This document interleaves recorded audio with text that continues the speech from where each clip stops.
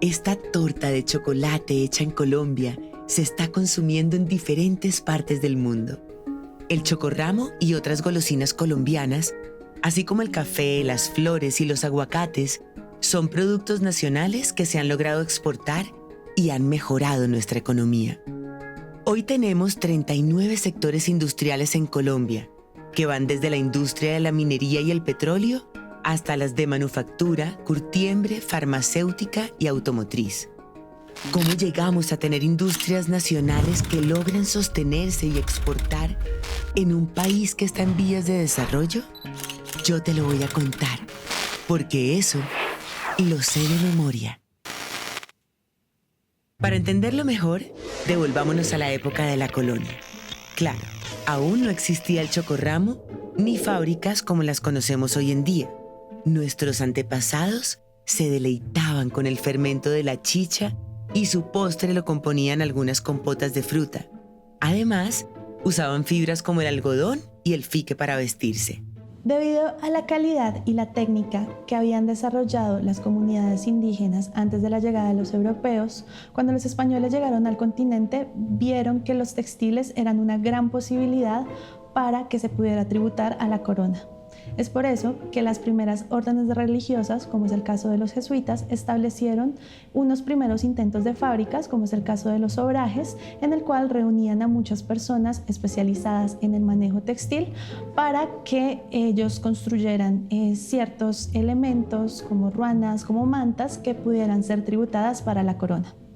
Posteriormente, en el siglo XIX, se hace un primer intento de fábrica textil, que es la fábrica de algodón de Santander, en donde se fabricaba el lienzo de la tierra. El lienzo de la tierra es un tejido muy sencillo en algodón que era ampliamente utilizado en el territorio colombiano. La independencia de Colombia y América Latina fue un fenómeno político, romper con España.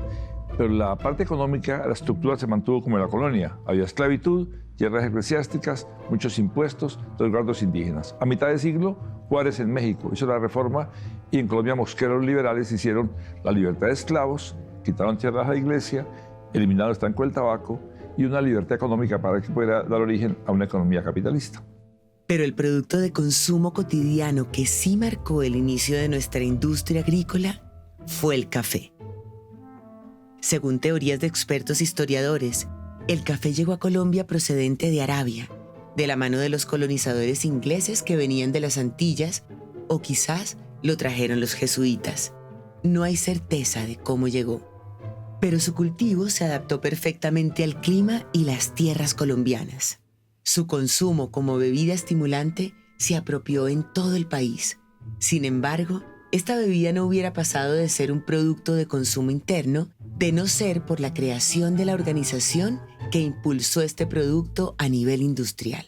Hay una fecha fundamental para el desarrollo de la caficultura a nivel nacional y sobre todo en términos de exportación de un café de alta calidad, y fue la creación de la Federación en 1927. Antes de la creación de la Federación Nacional de Cafeteros, no había los servicios ni fundamentalmente la seguridad en la compra y en el pago por el café a los caficultores colombianos. Se exportaba el café y el precio llegaba meses después, de tal manera que no había una organización que integrara y representara a los cafeteros para prestar los bienes públicos y la caficultura se pudiera desarrollar. La primera exportación de café se realizó en 1835, 2.560 sacos, es decir, que había unos esfuerzos iniciales de unos cafeteros para exportar su café, pero se necesitaba una organización que ordenara y prestara todos estos bienes públicos. Más adelante, en los años 30, vendría un periodo de auge.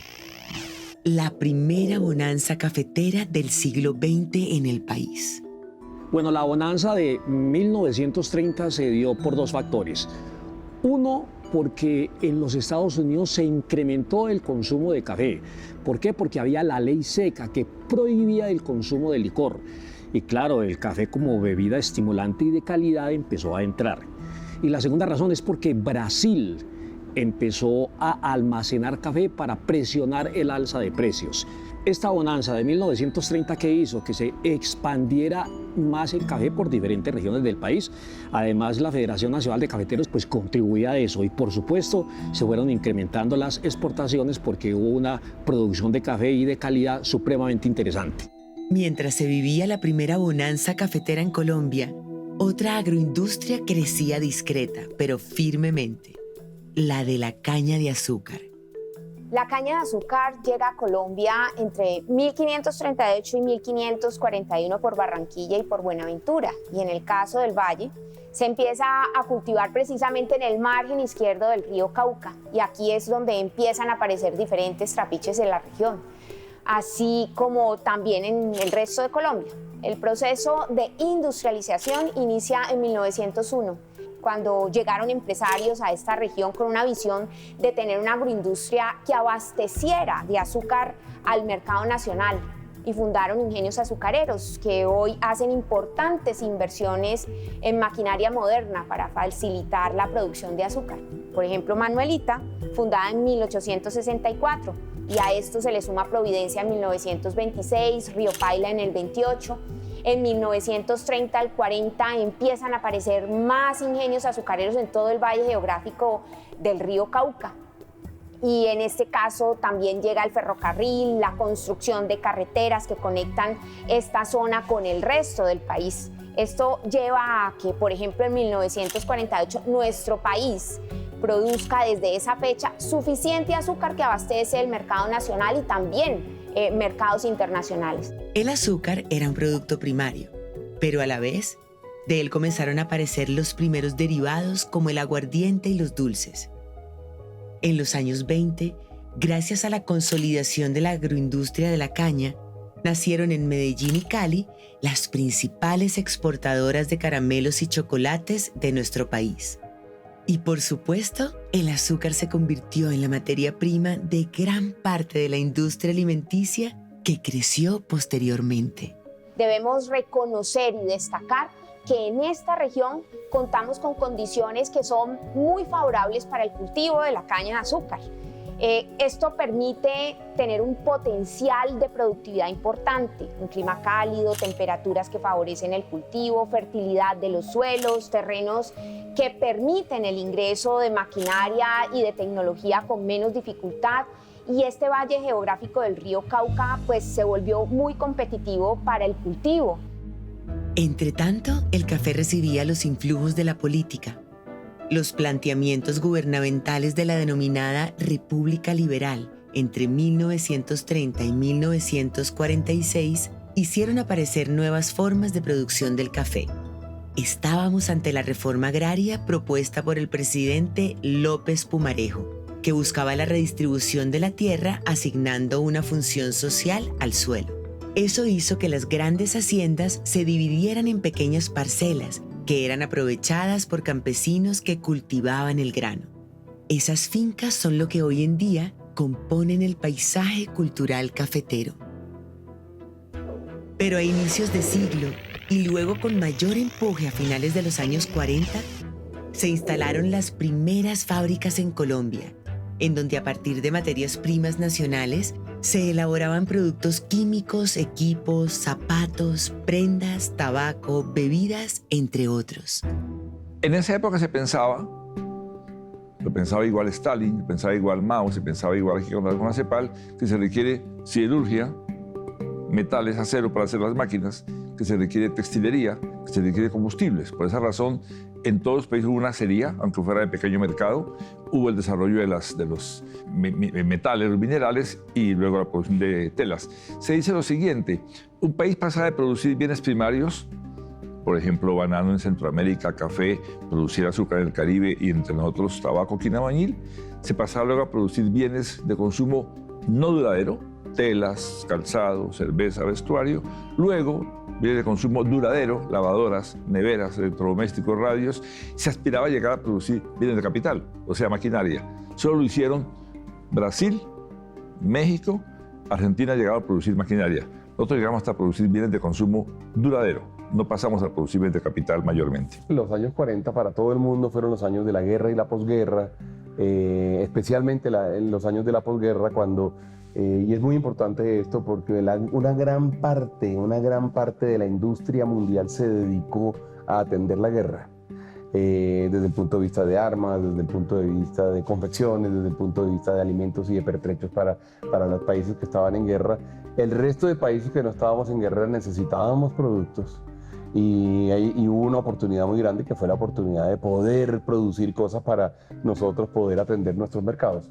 Y ahí se presenta, digamos, el primer gran auge de productos locales que entran a reemplazar los productos que internacionalmente se producían y que ya no están siendo producidos porque estamos en una guerra que es la Segunda Guerra Mundial.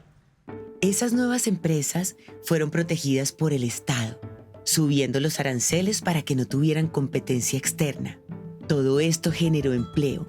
Muchos campesinos se convirtieron en trabajadores asalariados, que a su vez también tenían dinero para comprar productos. Así la economía nacional comenzó a moverse y a crecer. Este modelo fue conocido como la industrialización por sustitución de importaciones. Tradicionalmente los economistas se han referido a ese periodo como el periodo de la industrialización por sustitución de importaciones. Algunos pensamos que durante ese periodo no solamente hubo sustitución de importaciones, hubo producción también autóctona que se desarrolló y también hubo promoción de las exportaciones. Por eso me parece más acertada la definición que utiliza José Antonio Campo. Él plantea que ese periodo fue el periodo del modelo de industrialización dirigido por el Estado. Yo preferiría decir periodo de industrialización apoyado por el Estado, porque el Estado realmente nunca ha sido demasiado independiente en Colombia, siempre ha sido más bien cooptado por las élites. Fue un modelo de industrialización donde el Estado jugó un papel fundamental junto con el sector privado, que se potenció por la creación de un mercado interno, por las políticas de fomento a la industrialización que hicieron los estados en ese momento, y posteriormente, cuando empieza la política de industrialización, hubo aranceles, el Estado dependía de los aranceles para sus ingresos. Entonces, esas cosas se combinaron para que, digamos, la industrialización de Colombia tuviera un ritmo acelerado durante los primeros 70 años del siglo XX. Uno de los primeros hitos de este modelo fue la consolidación como industria cervecera en 1944 de Bavaria. Los primeros registros de cervecerías en Colombia los podemos encontrar por los inmigrantes centroeuropeos, principalmente alemanes, que se asentaron en las tierras frías de Colombia, principalmente el altiplano cundiboyacense y los Santanderes. El primer registro histórico de una cervecería lo podemos encontrar en la Gaceta Colombiana en 1826. La cervecería de J. Meyer, la cervecería Sayer y la cervecería La Esperanza son algunas de las marcas que surgieron en esa época. Los primeros tiempos de Bavaria, como los de cualquier otra empresa que inicia una labor, fueron duros, difíciles, lentos. Se trataba de abrir y encontrar mercado a la cerveza en una ciudad donde no había término medio en las bebidas, o eran vinos y brandy, o chicha.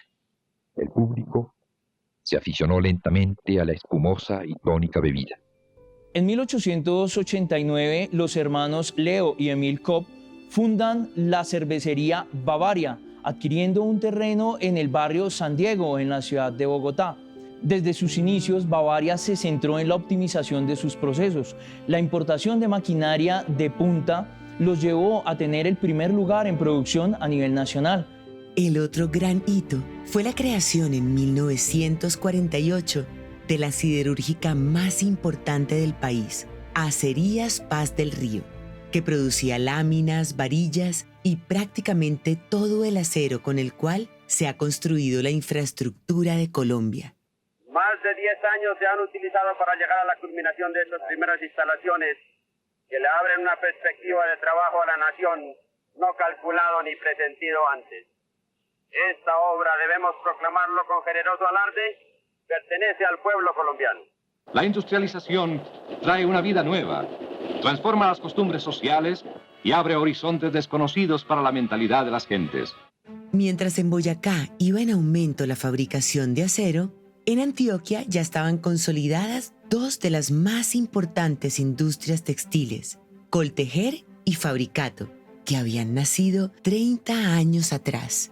Coltejer y Fabricato nacen como unas pequeñas empresas. Coltejer nace con 10, 12 telares y con un salario de casi 50 centavos en el momento. Estamos hablando de principios del siglo XX. Y ya posteriormente, a 3 años, ya tenían más de 1.000 empleados, ya empezaron a producir a altos niveles, casi 700 millones de metros cuadrados de tela llegaron a producir. Hacia los años 40 se empiezan a importar las primeras máquinas rotativas de estampación. Esto da como el inicio a casi lo que viene siendo la moda en Colombia, porque se permitieron hacer estampados que ya eran nacionales. Inicialmente, pues obviamente lo que hicieron fue replicar los estampados europeos, pero ya empieza a haber una industria casi de lo que viene siendo el diseño textil en Colombia. Con don Alejandro Echavarría a la cabeza, ellos se atrevieron en octubre de 1907 a crear una empresa pequeña, con 1.000 pesos de capital y una maquinita de hacer medias. Elementos económicos, sociales y políticos confluyen para hacer que el modelo de Fabricato y Coltejer fuera un ejemplo para la industrialización del país. Tecnología, mano de obra asalariada, paralela a un fenómeno que se dio en la década de los 50 y los 60, de la migración de Colombia como país rural a país urbano. Es decir, un gran número de personas llegaron a las ciudades, lo que permitió tener una oferta de mano de obra que va a ser una mano de obra asalariada, que va a trabajar en todos estos modelos capitalistas que empezaron estas empresas de Coltejer y Fabricato. Estas empresas tuvieron un crecimiento gigante que llegaron a ser parte importante de la economía nacional. Estaban dentro de los 10 primeros productores de trabajo de Colombia. Llegaron a ser generadores del 9.5% del Producto Interno Bruto. En la actualidad, pues digamos que ha tenido una recesión, y no solamente ha sido a nivel nacional, ha sido a nivel mundial que ha sido afectada la industria textilera. Por el lado de la industria de las bebidas, la cerveza no era el único producto. Desde 1904 ya se había creado la empresa Postobón, que producía gaseosas. El sector de bebidas y gaseosas fue muy importante en el proceso de industrialización en el país y tuvo una ventaja clave, y es básicamente la disponibilidad del azúcar, que es uno de los insumos más importantes de producción para ese tipo de bebidas. ¿De dónde sale el azúcar? Naturalmente de los ingenios azucareros que se desarrollaron especialmente en el Valle del Cauca. Esa posibilidad permitió que ese sector tuviera un crecimiento muy dinámico y que se consolidara como uno de los principales jalonadores del crecimiento de la industria, especialmente en la década de los 50 y 60. Y por el lado de los dulces y confites, también había competencia. Grandes empresas como Colombina y la Compañía Nacional de Chocolates vieron nacer en los años 50 un pequeño emprendimiento por parte de Rafael Molano y su esposa Ana Luisa Camacho, que luego se convertiría en una empresa exportadora, Ramo. Así es, la del Chocorramo. Me gusta decir por cómo nació el nombre de Ramo. Mucha gente cree que Ramo es por Rafael Molano, pero Ramo nació realmente porque doña Ana Luisa, cuando creó el ponqué tradicional, el ponqué redondo, y lo rebanaba, le colocaba una cinta, un listón, y le hacía un ramo en la parte superior.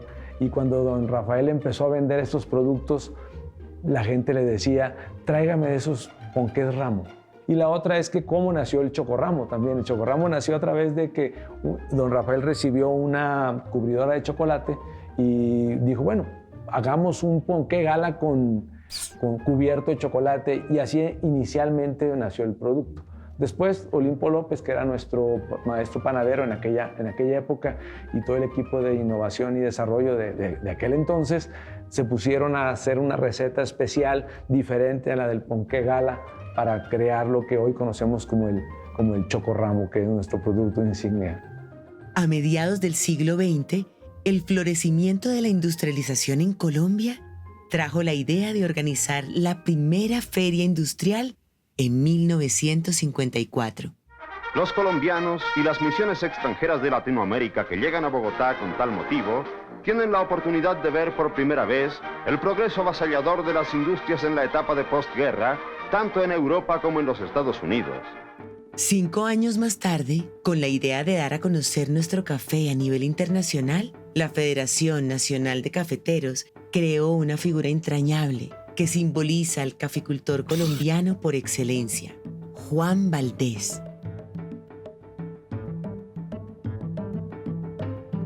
A finales de los años 70, vivimos una nueva bonanza debido a la caída en la producción del grano en Brasil.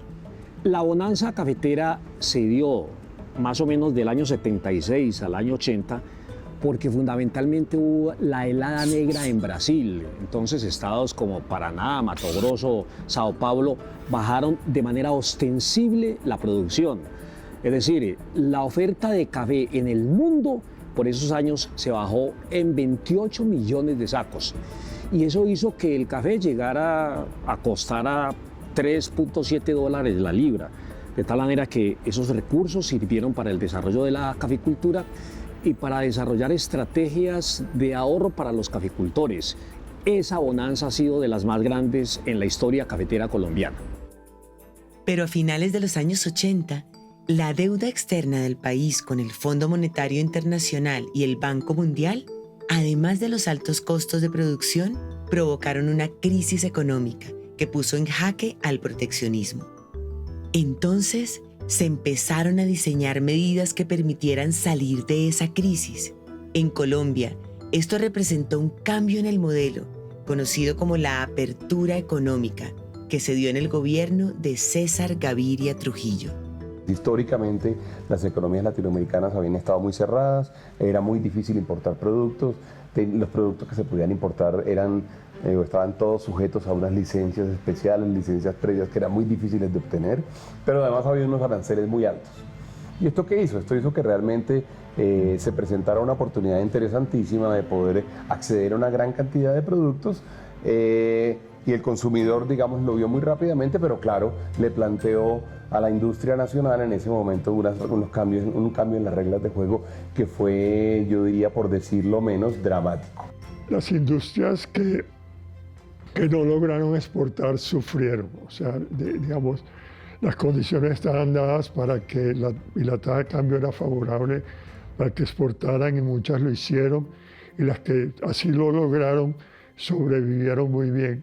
Las que no pudieron y no podían competir en el mercado externo sufrieron y redujeron sus operaciones y sufrieron la competencia externa y algunas pues fueron a la quiebra. Pero digamos, eso sí fue un golpe muy rudo para la industria que estaba acostumbrada pues a una protección muy alta y de pronto se ve de que no la tiene y de que las exportaciones de petróleo abaratan la tasa de cambio, entonces la competencia es mucho más fuerte porque están importando con una tasa de cambio digamos favorable y eso hace bajar el precio de las importaciones y se convierte en una competencia muy seria que restringe el crecimiento de las industrias locales domésticas. La apertura económica trajo como consecuencia la quiebra de empresas consolidadas en el siglo XX, como Acerías Paz del Río, Fabricato y Coltejer. Paz del Río fue salvada por los trabajadores y Fabricato logró salir de la crisis, pero Coltejer cerró en 2023. Este cambio de modelo generó un proceso de transformación de la industria nacional para competir en el mercado internacional.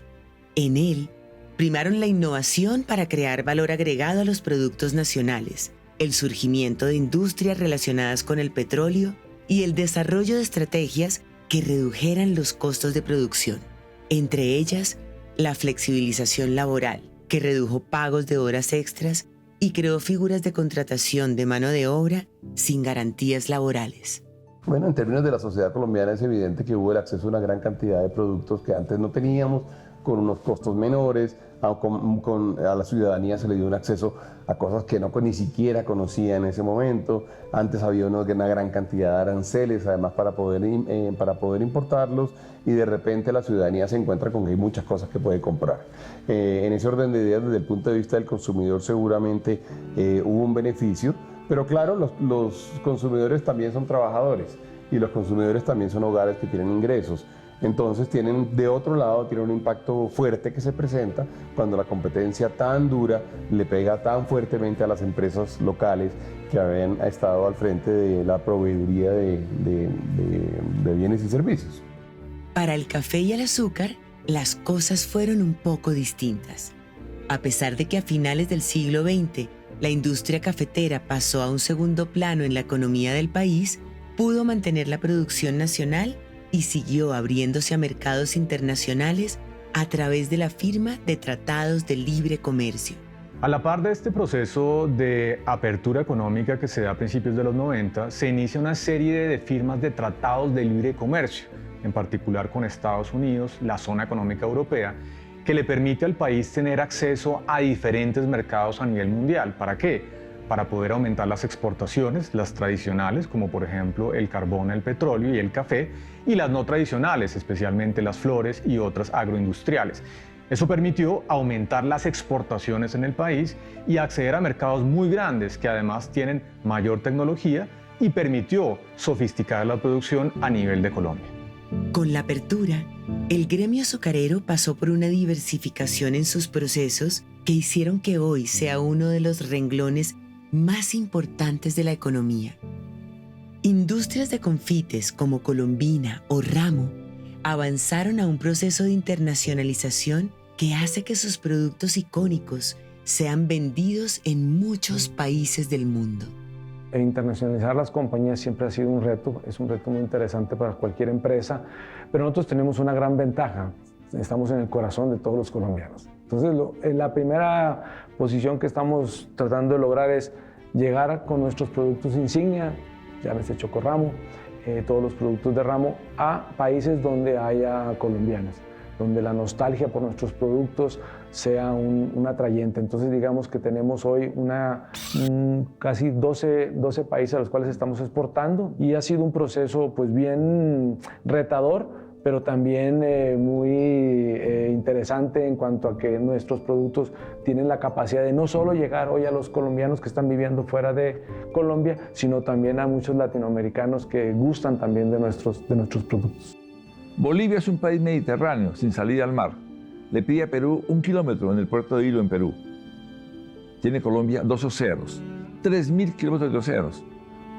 Y la región Caribe y Pacífica atrasadas, sin flotas pesqueras, sin desarrollo regional, teniendo posibilidad de hacerlo.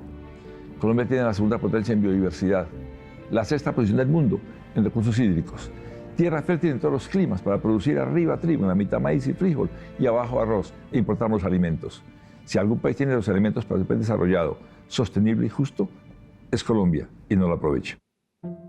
A pesar de tener una interesante historia de industrialización, nuestro país sigue produciendo más materias primas que productos terminados, con excepción de algunos alimentos procesados.